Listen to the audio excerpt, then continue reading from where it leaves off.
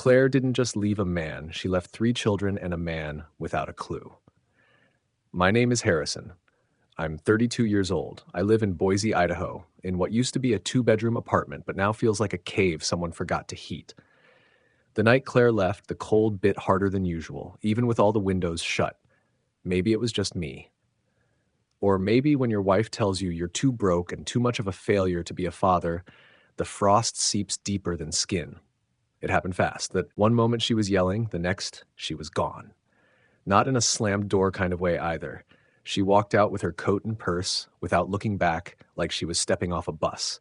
Her final words, "They'll be better off without you." And just like that, I was standing alone in our living room, still holding a half-folded onesie I'd pulled from the laundry basket. Emma, our oldest at 5, looked up at me from the floor, wide-eyed and quiet. Liam, just 3, had tears brimming already. And Noah, barely a year old, started wailing from his bouncer seat. I didn't cry. Not yet. I was too stunned.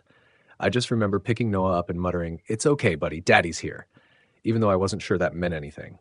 I don't remember much about the next hour, just that I went into robot mode, got diapers changed, pulled on Emma's pajamas, wiped Liam's nose. When it was time for dinner, I stared into the fridge and saw half a stick of butter, a bag of carrots, and 1 expired yogurt cup. My fingers landed on the bread. I toasted 4 slices and slathered on some peanut butter. That was it, our first dinner without her. Emma didn't say a word. Liam sobbed through his toast. Noah cried until he finally fell asleep on my chest. That night, I bundled them onto the same mattress. The furnace hadn't kicked on right in weeks, and I couldn't afford to call maintenance again. I sat on the edge, knees bent, just watching them breathe. Emma clutched her stuffed dog to her chest. Liam sucked his thumb, something he'd stopped months ago, and Noah's little hand was wrapped around the collar of my t-shirt. I don't know how long I sat there, just staring at them. But I remember making a promise in my head, not aloud, just between me and the cold. I won't let you fall. I don't care what it takes. Claire never came back. Not for a bag, not for a goodbye, not even for the kids. That was about 3 years ago. I haven't seen her since. Not a letter, not a birthday card, nothing. She left a man without a clue, and 3 children who deserved so much more than the version of me that was left behind. But I didn't break that night. I bent. I fractured. But I didn't break. That would come later, but for now I was still standing, just barely. He kept writing, not for fame, but because it was the only thing that still made sense. I started waking up at 5 a.m. because that was the only way to get anything done before the chaos began. Mornings were the most mechanical part of the day. Sweatpants, weak coffee, diapers, cereal, coats, tears. Always someone crying over something. A missing sock, cold milk, an itchy shirt. I'd brush Emma's hair with one hand while spooning applesauce into Noah's mouth with the other. Liam constantly lost his shoes. By the time I got all 3 kids out the door and into the beat-up Honda, it was like I'd already run a marathon. Emma went to kindergarten, Liam to a half-day pre-K, and Noah came back home with me, where I parked him in the pack-and-play next to my desk. That's when the second shift began. Freelance work. I picked up anything I could find. Translation gigs, ad copy for dental offices, travel articles for places I'd never go. It didn't pay much, but if I turned in assignments fast, the checks trickled in. Some days I barely had the mental bandwidth to string 2 sentences together, but I still cranked out content like a machine. The real work came after bedtime. Once the kids were asleep, usually by 9 if I was lucky, I'd open my laptop and return to the thing that kept me going, my novel. From ashes. I had been writing it in pieces, usually with cold coffee by my side and laundry piles around my feet. It was a story about a man who loses everything and rebuilds his life from the ground up. Shocking, right? I never showed it to anyone, never submitted it. The idea of rejection was too heavy, not because I couldn't take a no, but because if someone told me it wasn't good enough, I didn't know what would be left of me. Most nights I wrote until midnight. Then I'd stare at the wall for a while, try not to cry, and sleep for maybe 4 hours before doing it all over again. My parents, who lived in Florida, called every Sunday. The conversations were the same. How are the kids? They're fine. You know, your father shot a 79 on the back 9 yesterday. They never asked how I was holding up. Never once offered to come visit. My mom always ended the call with, "Let us know if you need anything, okay?" But I think we both knew I never would. They lived in a retirement bubble where struggle was abstract. My reality, cold apartments, empty bank accounts, 3 kids who needed more than I could give, was a different planet. I stopped checking the mailbox for good news. It only ever held bills or rejection letters.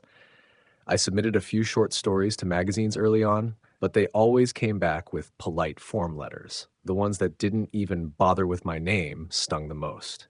Just a cold thank you, but no. Meanwhile, the rent notices started showing up more often. Bold letters, final warnings, past due. I considered asking for help, but from who? My brother hadn't called me since the week Claire left. Friends dropped off slowly, too busy, too awkward. Single dads with no money and 3 kids don't get dinner invites. They get pitied or avoided. And yet, through all of it, I kept writing. Not because I thought it would change my life, but because it was the only thing that made sense. The words were the one place where I still had control, where I could be honest, where I could build a version of myself that wasn't drowning in bills and baby wipes. Every night after I finished a scene, I'd scroll back and reread my favorite line, like it was a lifeline. One night, I wrote, "Sometimes you're not rebuilding. Sometimes you're just surviving long enough to try." I stared at that sentence for a long time. Then I closed my laptop and went to bed. That was life then. Coffee, kids, work, write, repeat. Nobody told me I was doing a good job, but every morning, Emma wrapped her arms around my neck and said, "I love you, Daddy." That was enough to keep going. Just barely. The moment you need everyone is the moment you find out who's truly there. It started with a cough. Nothing dramatic. Emma had just come home from school with flushed cheeks and a raspy little throat-clearing sound she insisted was just a tickle. I gave her orange juice and told her to lie down on the couch while I made soup. She didn't argue, which should have tipped me off. By morning, she couldn't stand. Her legs buckled when she tried to get out of bed.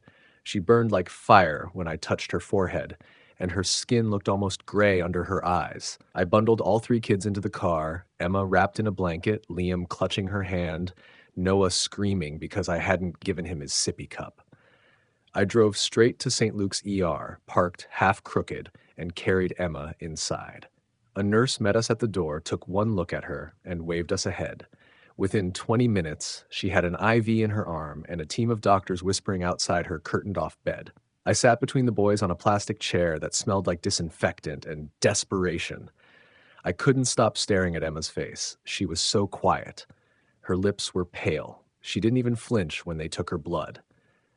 When the doctor finally came in, he was young and tired-looking, with a wedding ring groove on his finger and that quiet tone I'd come to fear. He pulled the curtain closed and asked if we had any family history of blood disorders. I said no. He hesitated. Then came the words I couldn't even process. "We're concerned about her white blood cell count. There's a possibility it's leukemia." I just stared at him. My brain heard the words, but I couldn't connect them to reality. This was Emma, my sweet, strong little girl who loved dragons and string cheese and sleeping with the light on. Cancer. That didn't compute. "What does that mean?" I finally asked. "It means we need to run more tests. But you should prepare yourself. We're going to admit her for observation." I nodded, not because I understood, because I didn't know what else to do. When he left, I pulled out my phone with shaking hands and called Claire. Straight to voicemail. I tried again. Then I texted, "Emma's in the hospital. Please. She might have leukemia." No response.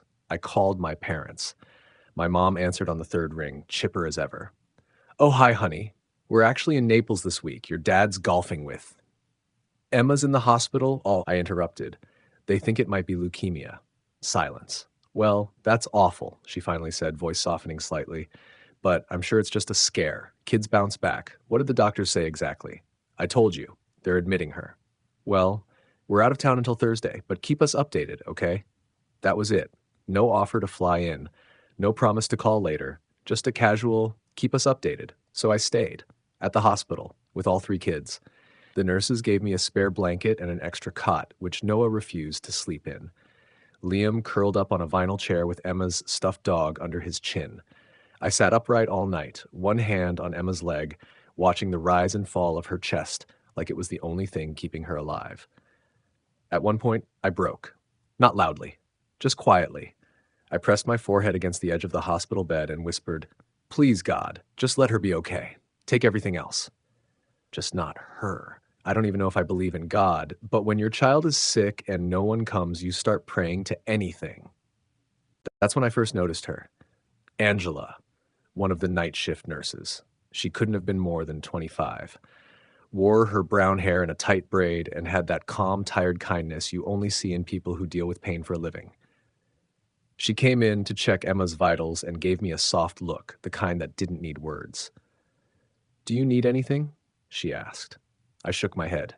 She came back 20 minutes later with warm blankets for the boys and 2 juice boxes. She said the vending machine overstocked. She didn't ask questions. She didn't offer hollow reassurances. She just existed, quiet, steady, like a lighthouse in the fog. Emma stayed for 3 days while they ran tests. I didn't leave once. Claire never replied. My parents sent a thinking of you text and an Instagram photo from a beach. But Angela, she came by every shift. She brought the boys little sticker sheets from the nurse's desk. She let Emma help check her own temperature. She asked how I was doing in a way that made me believe she meant it. And on the night before we got the final diagnosis, when I stood in the hallway trying not to throw up from anxiety, she handed me a cup of bad coffee and said, "Whatever happens, you're doing great, Dad." She called me Dad. Not Mr. whatever, not Sir. It was the first time I'd felt like someone saw me. I didn't know then how bad things would get, but I knew that whatever came next, I wasn't alone anymore. Not really. I had 3 kids asleep behind a thin curtain and a nurse who brought juice boxes instead of judgments. And somehow, in the middle of all that fear, that was enough to keep breathing. The lights in the hospital never turn off, but hope gets dimmer every day. Emma was diagnosed with acute myeloid leukemia on a Thursday morning. The doctor explained it with charts and percentages, but all I heard was that my little girl would need months of chemotherapy, and even then, there were no guarantees. I sat in a stiff chair with Liam on my lap and Noah picking at the Velcro on my shoe. Emma lay curled on the hospital bed, pale and quiet, her fingers fidgeting with the blanket as the doctor spoke. She didn't cry. I did, later in the bathroom with the door locked. They started chemo right away. Emma was brave, braver than me. She didn't scream when they poked her, didn't flinch when they shaved her head.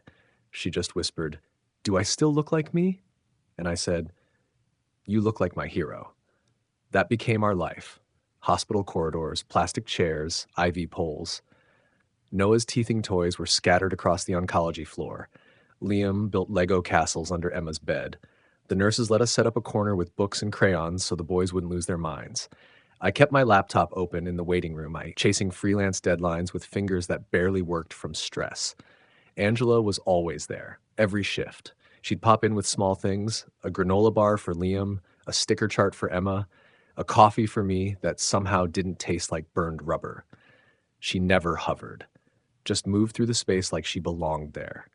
One evening, Emma threw up everything she'd eaten. I cleaned her while Noah screamed and Liam clung to my arm, and I was crying because he thought she was dying right then. I had no help, no family showing up. Claire still hadn't reached out, not even a voicemail. Later, when I sat on the floor beside Emma's bed, holding Noah with one arm and wiping Liam's nose with the other, Angela crouched down beside me. "You're doing everything right," she said softly. I shook my head. "I'm barely holding it together." She didn't argue. She just said, "That's what holding it together looks like sometimes." The days blurred. Between hospital visits, I'd drive Liam and Noah back to the apartment, throw together meals, mostly canned soup and peanut butter sandwiches, then crash for an hour before heading back. Emma hated being away from her brothers, so sometimes I brought them back with me after midnight, snuck them into the hospital with blankets wrapped around them like capes. One night, Angela found us all passed out in Emma's room. Liam curled on my chest, Noah on a pile of pillows. Emma barely asleep, but smiling anyway. She didn't tell me to leave. She just tucked a blanket around my legs and whispered, "I'll wake you if anything changes." I think that was the night I stopped pretending I was okay. The thing is, you can only run on fumes for so long before the engine quits. I started losing jobs, Missing deadlines, forgetting appointments. My inbox became a graveyard of angry clients and overdue notices. The rent was a month behind. The car needed a new battery I couldn't afford. But I couldn't stop. I had to be everywhere, with Emma at chemo, with the boys at school, online chasing pennies. I smiled through all of it because the kids needed me to. Emma once looked at me, eyes dull from treatment, and said, "You're not sad like me, right?" I lied and said, "No, baby, I'm good." But inside, I was breaking in slow motion. Angela saw it. She never said anything, but she knew. She started staying longer after shifts, brought little coloring books for the boys. One day, she brought Emma a plush dragon with purple wings and whispered, "Because you're the bravest fighter I know." That dragon never left Emma's bed after that. I didn't know what to call Angela yet. A friend? A nurse? A stranger who showed up when everyone else left? But I knew this. Without her, I wouldn't have made it through those months. Not because she fixed anything, because she stayed. And in a world where everything was falling apart, that was everything. She used to dream of dragons. Now she'd flown beyond reach. Emma's body started giving out before her spirit did. That was the hardest part. She was getting weaker. The doctors stopped hiding it. The treatments weren't working the way they'd hoped. Words like progression and palliative started showing up in conversations, always spoken softly, like if they whispered it, maybe it wouldn't be real. I knew what was coming before they said it. You can see it in your child's eyes when they stop looking forward to tomorrow. One night, Emma pulled me close and asked, "Can I go home?" "We're going home soon," I said, brushing back her hair. She shook her head. "Not that home. I mean the other one, the one with the stars." I sat there and let my heart split wide open. Angela was the only person I told, that Emma had asked, that I knew. She didn't say anything at first, just squeezed my shoulder and stayed sitting beside me while I cried into my hands like a broken man. A few nights later, Emma woke up screaming. It wasn't a dream, it was pain. Real, sharp, biting pain that ripped through her little body until the morphine dulled it to just enough for her to breathe again. I held her through it. Held her while she sobbed into my shirt and begged for it to stop. I sang to her, that old lullaby she used to hum when she was little. She couldn't sing anymore, but she mouthed the words while tears rolled down her cheeks. Angela came in halfway through and quietly checked the machines. She didn't speak, just wiped Emma's face with a warm cloth and kissed her forehead like she'd done it 1,000 times before. The next day, the doctor asked if I wanted to move her to hospice. I said no. She stays here, where she knows the nurses, where her brothers can visit, where I can sleep on the floor beside her bed and listen to her breathe. That night, I brought Liam and Noah to say goodbye. I didn't tell them that's what it was. I just said Emma missed them. Liam brought her a flower he drew in crayon. Noah gave her his dinosaur and whispered, "I love you, sissy," then ran back to my lap. Emma smiled weakly. "I'm not scared," she whispered. "You're the bravest girl I know," I said, brushing my thumb across her cheek. "I saw the dragon," she murmured, barely audible. "He's waiting for me." I climbed onto the edge of her bed and pulled her close. I read her favorite book, the one about the flying castle, and when I got to her favorite part, I felt her hand go still in mine. I stopped reading. Looked down. She was gone, just like that. No sound, no warning. I sat there holding her for a long time. I don't know how long. Could have been minutes. Could have been hours. Eventually, Angela came in. She didn't ask. She didn't speak. She just knelt beside me, rested her hand on my back, and stayed. When Liam and Noah woke up, I told them the truth. Liam sobbed so hard I thought he might stop breathing. Noah just looked at me, confused, and asked, "When Emma coming back?" I couldn't answer. I just held them both and cried with them. The funeral was small. Claire didn't come. She knew. I sent her a message. She read it. Left it on scene. My parents flew in a day late. Missed the service. My mom brought roses. My dad offered a limp handshake. I didn't say much. Angela stood in the back the whole time, dressed in a simple black dress. She didn't make it about her. She didn't push. She just stayed until everyone else left, then helped me load the flower arrangements into the back of my car. That night, the boys crawled into my bed, one on each side, like they were afraid I'd vanish too. I stared at the ceiling in the dark, holding them both, and thinking about Emma's dragon. She used to draw them on napkins and notebook pages. She said one lived in the clouds and came down only for the bravest kids. I hoped she was right, because if any kid ever deserved to fly, it was her. The only way out wasn't escape, it was expression. After the funeral, the silence was louder than the grief.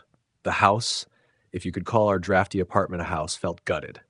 Emma's room still smelled like her. Her books still sat on the shelf in height order, the way she liked them. The dragon plush Angela gave her remained on the pillow. I couldn't touch anything.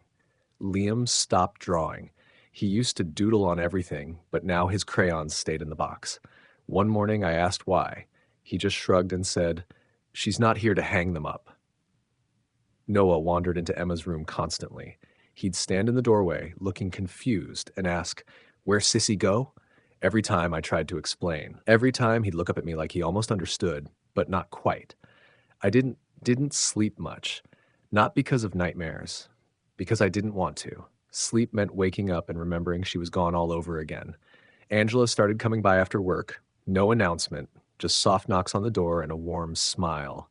She'd bring cookies or coloring books or fruit snacks for the boys. Once, she brought a lasagna. Said her neighbor made it and didn't want leftovers. I didn't ask questions. She never forced conversation. Just stayed until bedtime, helped clean up the toys, helped Liam find his lost sock, helped me not feel like I was drowning alone. One night, she found me sitting on the kitchen floor. The boys were asleep. The lights were off. I had a bottle of sleeping pills in one hand, still sealed. My other hand rested on my knee, limp. She didn't panic. She sat down across from me, folded her legs like we were at a picnic, and said, "It hurts more at night, doesn't it?" I nodded, ashamed. "You ever feel like you're going to disappear right along with them?" she asked. That broke me. I pressed my palms into my eyes and let everything fall out. Sobs I'd swallowed for weeks, thoughts I hadn't dared say aloud, that I didn't want to wake up anymore, that I didn't think the boys would be better off without me, but I didn't think they'd be worse off either. Angela didn't hug me or interrupt. She let me fall apart. Then, after I was empty, she said, "I lost someone too. My sister. 5 years ago. I still hear her laugh sometimes, in my head." I looked up, surprised. "I didn't want to live either," she continued. But then one night I realized if I leave, then the grief wins twice. That stayed with me. The next morning, I put the pills back in the cabinet, then I opened my laptop. From Ashes was still there. Still waiting. But this time I didn't write the fictional version, the polished, guarded one where the pain was metaphor. I deleted 2 chapters and started fresh. Page 1. My daughter died in my arms. I poured everything into it. The hospital halls, the beeping monitors, the way Emma's fingers clutched her dragon until her last breath, the sound Liam made when I told him she was gone, the hole her absence left behind. It wasn't pretty writing, it wasn't poetic, but it was true. I wrote like it mattered. Because if I couldn't save her, maybe I could make her matter to someone else. Liam started drawing again. Flowers, mostly. He taped one above Emma's bed and said, "So she knows we remember her." Noah still asked about her, but he stopped looking confused. Now he'd crawl into my lap and whisper, "Emma in the stars, right?" And I'd whisper back, "Yeah, buddy, way up there." Angela kept coming. She never asked about the pills, never asked about the novel. But when I printed the first 10 pages and left them on the kitchen table, she read them. The next evening, she said, "It's brutal, but beautiful." That's the moment I knew. I wasn't writing for fame anymore. I was writing to stay alive. And little by little, I started to feel something like breath again. Not joy. Not yet. But air. That was enough for now. The story that nearly broke him becomes the story that lifts him. It took 7 months to finish From Ashes. 7 months of late nights and raw pages. I wrote in stolen moments after the boys went to sleep, during nap time while noodles boiled. The words came in bursts. Some days I'd write 500, some days nothing at all. I didn't edit as I went, didn't fuss with fancy sentences or clever chapter titles. I just told the truth. About Emma, about the way grief tore me apart from the inside, about the nights I almost didn't make it through, about the nurse who sat on my kitchen floor and didn't let go.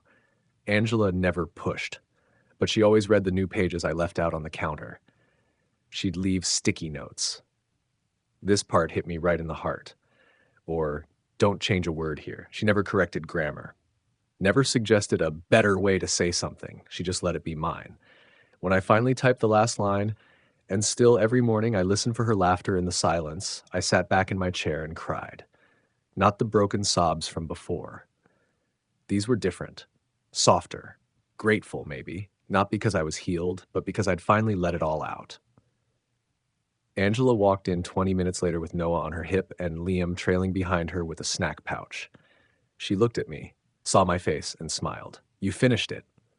"Yeah," I said, voice hoarse. "I really did." I didn't know what to do with it at first. It felt like something sacred, but Angela gently pushed me forward. "It deserves to be read," she said. "Not for the world, for you." So I sent it out, to small presses, to indie publishers. I wrote a shaky query letter and hit send on 5 emails, then 10, then 15. The rejections came, of course, some kind, some cold. But then, one day, I got an email from a small press out of Oregon. They loved it. They wanted to publish it. I stared at the screen for a long time, thinking it was a mistake. I read the email out loud to Angela in the kitchen, my voice shaking.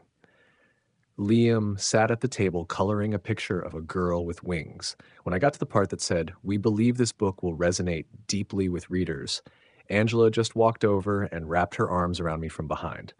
"I told you," she whispered. The book came out 6 months later, nothing flashy, no tour, no talk show appearances, just a quiet release and a modest print run. But people found it. Emails started coming in from strangers. A mother in Wisconsin who lost her daughter to brain cancer. A single dad in Texas who said he hadn't cried in years until page 143. A nurse who said Angela reminded her of someone she used to work with. Reviews popped up on Goodreads. People underlined things I forgot I'd written. One person wrote, "This book didn't fix me, but it sat with me while I broke." The royalties weren't huge, but they were enough. Enough to clear out the rent debt. Enough to move us into a 2-bedroom place across town with real heat and a small patch of yard. The boys picked their room. They chose the one with a window that faced the sunrise. We planted a rose bush outside that window. Emma's favorite flower. It bloomed the second week we moved in. Liam said, "It's from her," and I nodded, even though my throat was tight. Angela moved into the room down the hall. She didn't call it that, not at first. She just said, "It's silly to pay rent when I'm here every night anyway." But we all knew she belonged with us. The new house was still noisy, still chaotic, still full of missing socks and spilled cereal, but it was warm and it was ours. And every time I walked past the rose bush, I whispered, "We made it, Em. We're still here." And somehow that was enough. When the ones who left come back, you decide if the door stays closed. It started with a phone call I almost didn't answer. Unknown number. Late afternoon. I was standing in the kitchen watching Noah eat applesauce straight from the jar and listening to Liam tell Angela about a dream he had involving talking turtles. The phone buzzed again. Something told me to pick it up. "Hello?" There was silence. Then a voice I hadn't heard in over a year. "Harrison, it's Claire." I didn't say anything. Not right away. Just stood there, feeling the room tilt a little. "I read the book," she said. "Emma's book. A friend sent it to me." "I didn't know you could write like that." Still, I said nothing. My grip on the phone tightened. She paused. "I made mistakes. I know that. But I wanted to say I'm sorry, and I was wondering, maybe we could talk. Maybe I could see the boys." I looked out the window at the rosebush blooming under soft spring light. Emma's rosebush. Claire's voice dropped. "They're still my kids too, Harrison." "No," I said finally, quietly. "They're not." Silence again. Then, "That's not fair." "You left," I said, voice calm but steady. "Not just me. You left them. Emma asked where you were for months. You never came, not even when she died." "I couldn't. You chose not to. And now you want back in because the story hit you in the chest?" I didn't mean for it to sound cruel, but I wasn't about to sugarcoat it either. She tried again. I want a chance to know them again. I don't expect you to take me back. I just want to visit. I want to be in their lives." "Noah doesn't remember you. Liam still calls out for Emma in his sleep. I'm not reopening that wound just so you can clear your conscience." "Harrison, please." "I wish you peace," I said, "but not here. Not with them." I hung up. Angela was watching from the doorway. She didn't ask. She didn't need to. She just crossed the room and set her hand on my back. "She read the book," I said. Angela nodded. "Of course she did." Later that week, my mother called. "We'd love to come visit. It's been too long." This time, she didn't mention golf. She mentioned the boys by name. Liam's drawings are incredible. We saw them online. And Noah, he's gotten so big. I don't think that's a good idea, I said. What? Why not? We're family. I laughed once, quietly. You didn't come when Emma was in the hospital or when we buried her. You were abroad. That wasn't fair of you to expect us to just drop everything. She died, Mom. A pause. I know. No, you don't. And honestly, I don't need you to anymore. I hung up again. For once, I didn't feel guilty. I didn't second-guess myself. I just walked back into the living room where Angela was helping Liam build a cardboard rocket and Noah was trying to fit crayons up his nose. Angela didn't say anything. She just looked up and smiled. She never asked for a label, never demanded a promise. She was just there, showing up, listening, bringing cookies, reading bedtime stories, sitting with Liam when he had nightmares. She never tried to fix me. She just stayed. And the boys? They adored her. Liam called her Superhero Angela. Noah begged her for dinosaur stories every night. One night after the boys were asleep, I sat on the porch with Angela and watched the stars flicker through the branches. Claire called, I said. Angela didn't flinch. I figured. She wants to come back. Are you going to let her? I looked out at the yard, at the dragon toy Emma once clutched, at the blooming rosebush. No, I said. I'm not. Angela didn't nod, didn't press. She just reached over, gently laced her fingers through mine, and held on. I wasn't the man I used to be, and I didn't need their approval anymore. I had my boys. I had my words. I had her. And that was enough. She never tried to fix him. She just stayed. It wasn't a grand moment. No fireworks, no violin swell in the background. Just a quiet Tuesday night in our new living room with cartoons flickering on the TV and the smell of burned popcorn in the air. Angela sat cross-legged on the floor, her hair pulled into a loose bun, while Liam quizzed her about the differences between planets, and Noah curled in her lap with his thumb in his mouth. I was on the couch, half watching, half just existing in that peaceful haze you only get when the kids are clean, fed, and calm.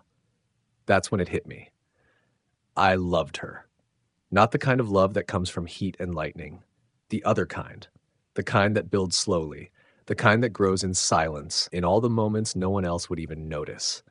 She had walked into our broken world and never once asked for anything.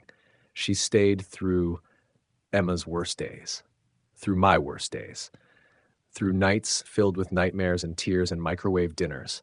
She didn't ask me to heal. She didn't try to fill Emma's place. She just became part of the fabric of our lives, stitch by stitch. So when I finally said it, I didn't even plan it. I just looked up from the couch and said, "Would you build a life with us?" Angela blinked. The TV hummed behind us. Noah let out a sleepy sigh. She smiled. Yes, I already have. We didn't announce anything to the boys. We didn't need to. They already knew. It was in the way Liam automatically ran to her with his drawings, in the way Noah asked for her before he asked for me, in the way our little home started to feel less temporary. Angela moved into the second bedroom, but she didn't decorate it. She still slept there, because the boys had questions she thought we should answer slowly. But most mornings, I'd find her asleep on the living room couch with Noah wrapped around her like a koala. The first time we had dinner as a full unit, me, Angela, the boys, Liam stood up mid-meal, walked over to her and said, "You're like a superhero."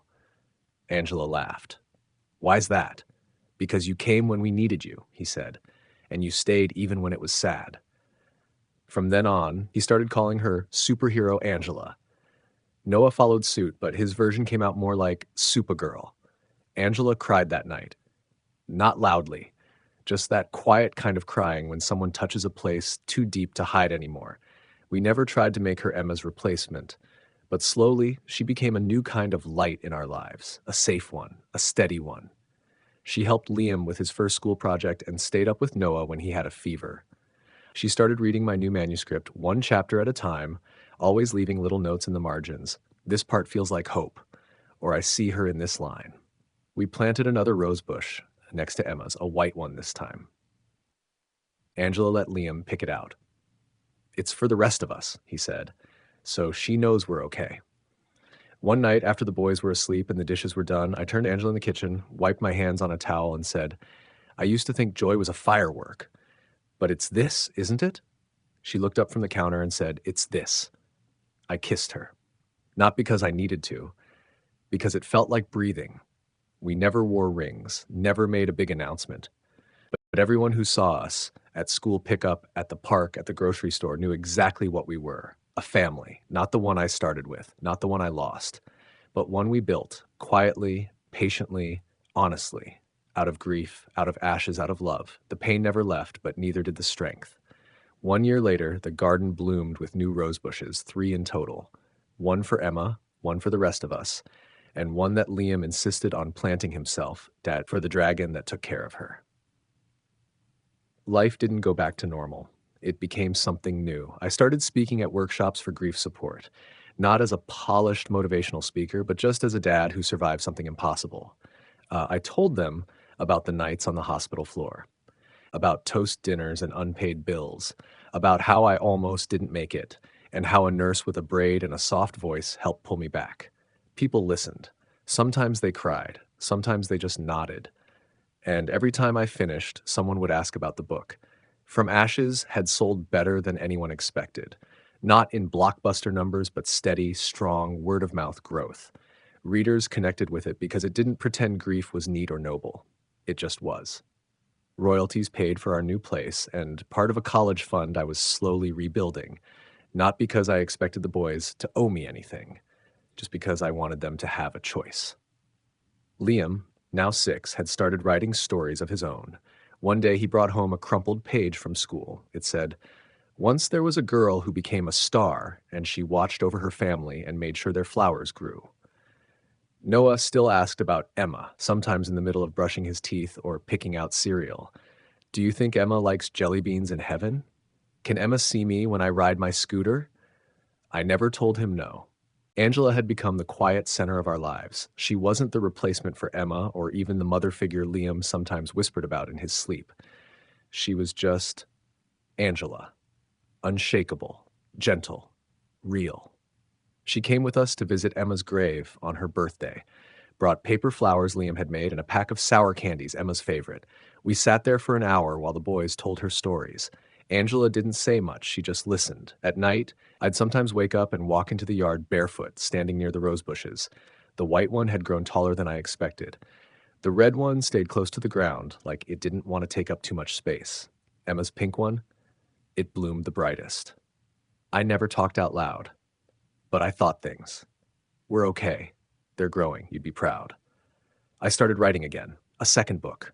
Not about Emma, not directly, about healing, about remembering without losing yourself, about how grief doesn't leave, but neither does love.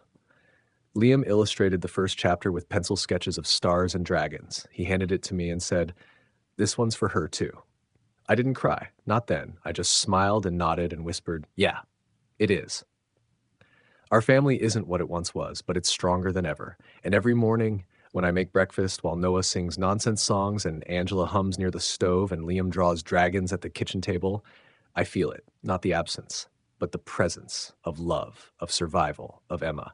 We built a life from ashes, and it's beautiful.